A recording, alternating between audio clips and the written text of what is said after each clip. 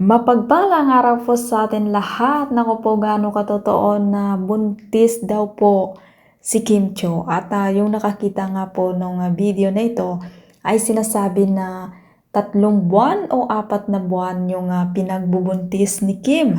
At tingnan natin yung video na sinasabi ng mga netizens. At ito na nga po yung kumakalat na video na talagang paniwala yung mga netizens na buntis nga po si Kim Cho.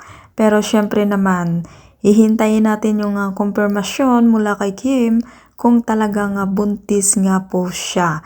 Dahil syempre matagal-tagal na po na pinag-uusapan na buntis nga po si Kim, pero sinasabi naman ng kanyang mga kaibigan na malapit sa kanya na hindi po buntis si Kim.